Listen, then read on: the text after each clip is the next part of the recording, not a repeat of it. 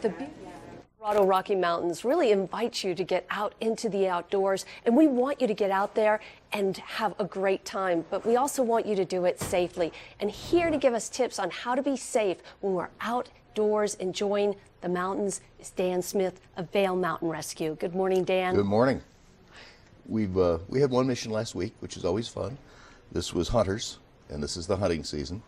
One of them discovered that ATVs without chains slide on ice, and this one slid over his leg, and very nice tibula-fibula fracture. Wow. We sent an ATV, a UTV, which is the side-by-side, and the SUV from the Amby up to Ptarmigan Pass, which is only about 11,500 feet up, and it took about 3 hours to get to him, get him out, and get him back down to the hospital. That's a pretty normal hunter mission. That's what hunters do.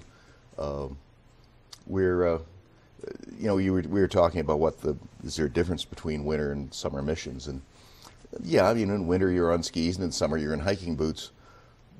But missions are about, our incidents that start them are about 75% mistake and 25% accident. Accident, you hook a tip skiing on an aspen, or you step on a wet rock and twist your ankle. These things happen anyway. So you're saying about 75% of the time it's preventable. There's a mistake, and the problem with these mistakes is they compound exponentially. One mistake, well, okay, you have an iPhone and it's working, but you don't have a map. Okay, that's a big mistake. When that iPhone dies, now that's two big mistakes. Yeah.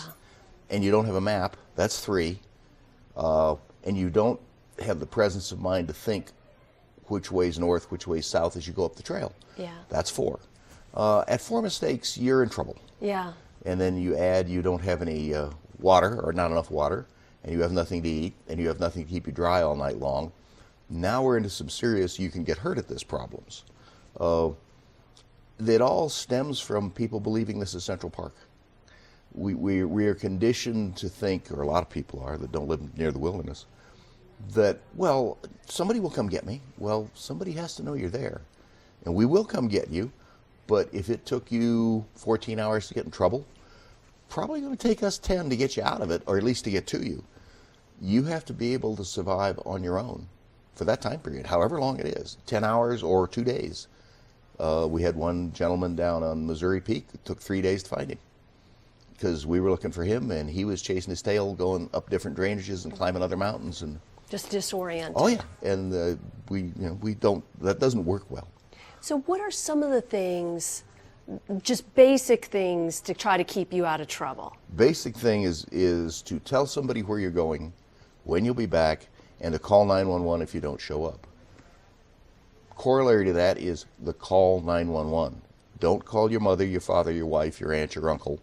Call 911, because what 911 will try and do is find the position of that phone.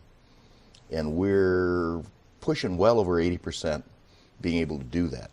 Once we know where you are, then things get a whole lot simpler and a whole lot quicker. We had one 2 weeks ago where that didn't happen because the young man was calling his mother. We know where the mother is. That's not going to do any good. She's warm and dry. And where he thought he was 8 miles away from where he really was.